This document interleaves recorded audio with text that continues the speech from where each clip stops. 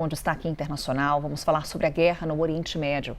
As forças dos Estados Unidos lançaram uma nova ofensiva contra o Irã em resposta à tentativa de ataque de Teherã contra tropas americanas.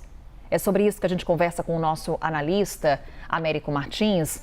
Américo, porque aí também vem a Guarda Revolucionária do Irã, dizendo que o Estreito de Hormuz vai continuar fechado enquanto as ameaças de Washington continuarem, elevando ainda mais a tensão na região. Bom dia para você. Exato, Carol. Muito bom dia para você também, para todo mundo que está com a gente. Esse é um sinal, inclusive, Carol, de mais retaliações do Irã numa guerra que está se expandindo e atingindo também outros países.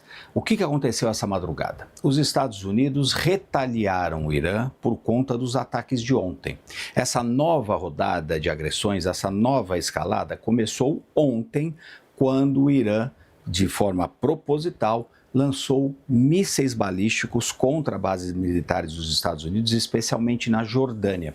Até então, a gente tinha um período de relativa calma, quando os Estados Unidos anunciaram que iam interromper os ataques contra o Irã. Mas a Guarda Revolucionária do Irã resolveu dobrar a aposta e tentou atingir essas bases militares dos Estados Unidos em vários países, especialmente na Jordânia. O presidente Donald Trump reagiu imediatamente e os iranianos sabiam que ele iria reagir. Ontem ele deu uma entrevista prometendo ataques, prometendo dar uma surra, nas palavras dele, nos militares iranianos. E esses ataques americanos aconteceram essa madrugada.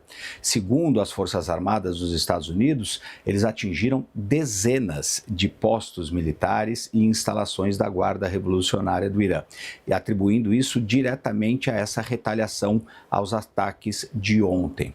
O Irã reagiu hoje, de novo, na retórica. Você vê que a gente tem aí um padrão que vai se repetindo. Um lado ataca, o outro ameaça da forma retórica, age de fato, para o outro lado voltar a agir retoricamente e depois atacar. Então, isso vai escalando o conflito. Agora os Estados Unidos atacaram, foi a vez dos iranianos prometerem mais ataques. A Guarda Revolucionária do Irã disse que vai atacar hoje vários interesses dos Estados Unidos e de outros países da região que eventualmente continuarem apoiando os americanos. A Guarda Revolucionária também voltou a dizer que o Estreito de Hormuz está fechado e que os iranianos vão controlar completamente as águas do estreito, que eles classificaram de território do Irã. Então, mais ameaças contra os militares americanos e também de manutenção do fechamento do Estreito de Hormuz. Nós tivemos também um outro acontecimento hoje, Carol, que foi um ataque com 2 drones contra 2 navios num porto do Egito,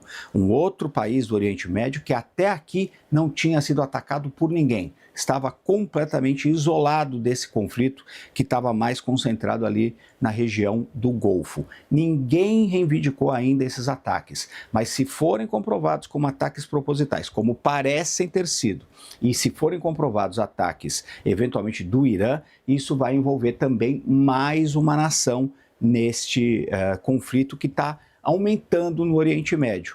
O Egito até aqui vinha mantendo total imparcialidade nessa disputa, vinha mantido total distância dessa questão da guerra entre Estados Unidos, Israel e o Irã. Agora, se isso for comprovado como um ataque, ao que parece ser, vai acabar envolvendo também o Egito. Ontem, nós tivemos uma outra nação também, pela primeira vez, se envolvendo militarmente nessa guerra, que foi a Arábia Saudita, que participou de ataques conjuntos com os Estados Unidos contra milícias no Iraque, milícias que têm ligação com o Irã.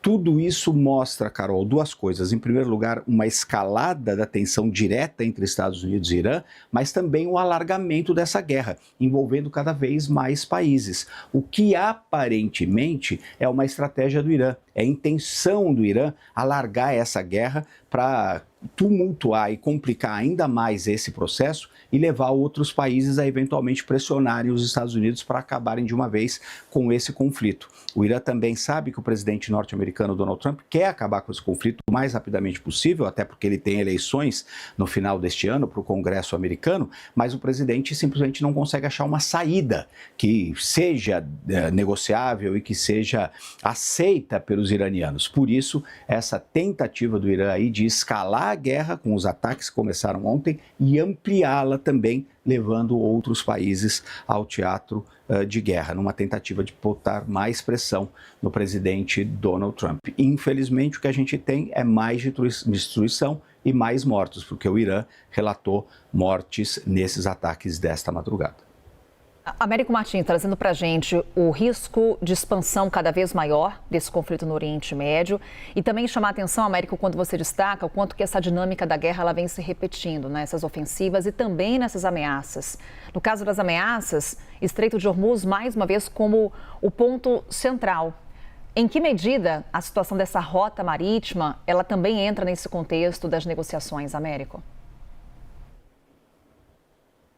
Ele é um ponto fundamental, Carol, porque se você encontrasse uma saída para a questão do Estreito de Hormuz, da administração do Estreito de Hormuz daqui para frente, você muito provavelmente resolveria essa questão. O problema é que o Irã insiste que o Estreito é parte do seu território, insiste que quer ter controle sobre o Estreito de Hormuz e insiste que quer cobrar pedágio sobre as embarcações que passarem por aquele canal que é tão importante, quer cobrar pedágio, inclusive para pagar pela reconstrução do país. Só que nada disso é aceito pela comunidade internacional, em primeiro lugar, porque a comunidade internacional, a maior parte dos países acredita que o estreito, assim como outros estreitos, são águas internacionais que precisam ser liberadas, não podem ser controladas por um único país, e também não é aceita pelos Estados Unidos, porque os Estados Unidos não querem dar essa chance ao Irã. Foi uma guerra, Carol, que começou muito mal planejada.